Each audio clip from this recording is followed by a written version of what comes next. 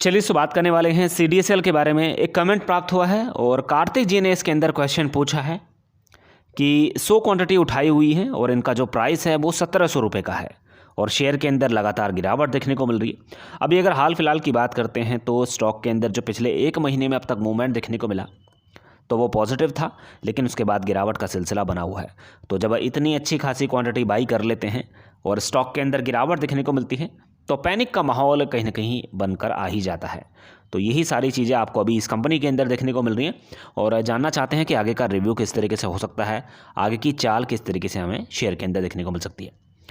तो सबसे पहले जो महत्वपूर्ण बात है वो ये है कि किसी भी कंपनी के अंदर आंख बंद कर विश्वास बिल्कुल भी मत कीजिएगा कि स्टॉक के अंदर लगातार तेज़ी देखने को मिलेगी और आपने किसी भी लेवल पे ख़रीदा तो आपको पैसा बन जाएगा।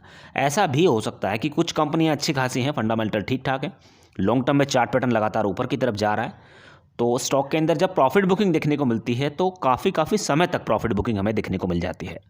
तो ये चीज़ आप थोड़ी सा यहाँ पे देख लीजिएगा, कम शेयर बाई कीजिएगा और नीचे की तैयारी आपको करके चलनी है।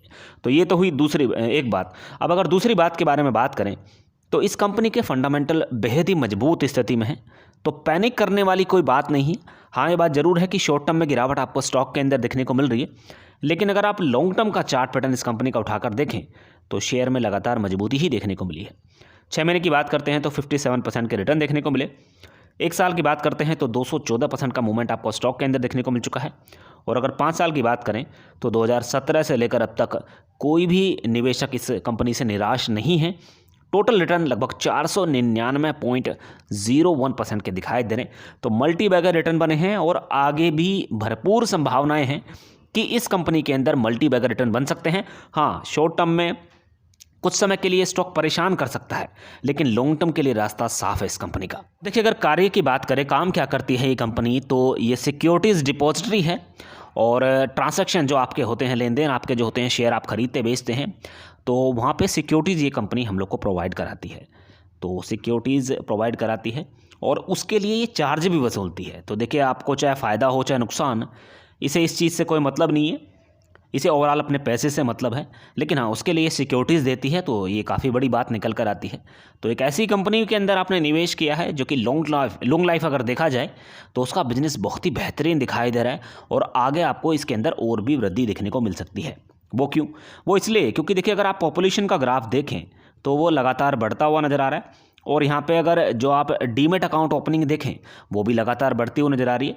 इंडिया के अंदर अभी मात्र 5% लोग ही स्टॉक मार्केट के अंदर काम करते हैं, लेकिन अगर इधर आप आंकड़ा देखें अमेरिका के अंदर तो आपको 50% से ज़्यादा के लोग स्टॉक मार्केट के अंदर काम करते हुए नजर आते हैं।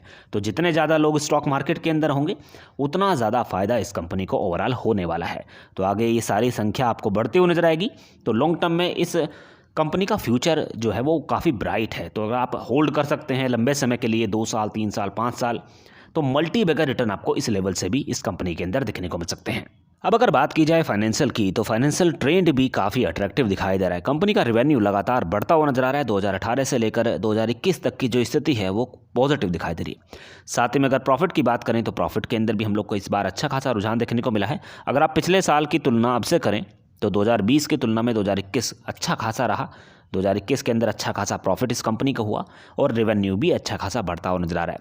ज़्यादातर जो एनालिस्ट हैं वो इस कंपनी के लिए लॉन्ग टर्म के हिसाब से पॉजिटिव हैं। हाँ, शॉर्ट टर्म में कुछ गिरावट देखने को मिल सकती है, क्योंकि देखिए स्टॉक के अंदर पिछले 15 दिनों से लगातार तेज़ी का रुझान देखने को मिल रहा है। अब अगर हाल फिलहाल में गिरावट देखने को मिल रही है, हो सकता है और भी गिरावट देखने को मिले, तो उसके लिए आपको पहले से ही प्रिपेयर करके चलना चाहिए। अगर आप शेयर्स कम होंगे तो हम क्वांटिटी तो वापस से भी खरीद सकते हैं, और अगर शेयर्स ज़्यादा होंगे तो हम क्वांटिटी खरीद नहीं पाएंगे। तो ये सारी चीज़ें आपको ध्यान में रखकर चलनी है। फिलहाल की डेट में बाजार के एनालिस्ट न्यूट्रल दिखाई दे रहे हैं और मानकर तो यही चल रहे हैं कि स्टॉक के अंदर तेज़ी देखने को मिली। हो सकता है बाजार के सेंटीमेंट के अकॉर्डिंग हम लोग को यहाँ पे और भी गिरावट देखने को मिल सकती है। और अगर ऊपर की बात करते हैं तो 1581 रुपये के लेवल निकल कर आ रहे हैं। नीचे की बात करें तो 1371 रुपये, 695 रुपये। तो अपने आप को तैयार करके चलिएगा नीचे की तरफ, कम क्वांटिटी खरीदिएगा। 100 क्वांटिटी खरीदने की कोई आवश्यकता नहीं थी। हाँ, ये बात ज़रूर है कि अगर आपके पास में इतना अमाउंट है कि आप उसको भी एवरेज कर सकते हैं तो कोई दिक्कत वाली बात नहीं है, लेकिन कम से कम क्वांटिटी अगर आप रखते हैं तो एवरेज करने में भी आसानी रहती है। और जब शेयर के अंदर मूवमेंट दिखने को मिलता है तो पैसा भी अच्छा खासा बनता हुआ नजर आता है। दोस्तों, अगर आप नए हैं, डीमेट अकाउंट ओपन कराना चाहते हैं तो आप स्टॉक के अंदर डीमेट अकाउंट ओपन करा सकते हैं। लिंक नीचे डिस्क्रिप्शन बॉक्स के अंदर दिया हुआ है।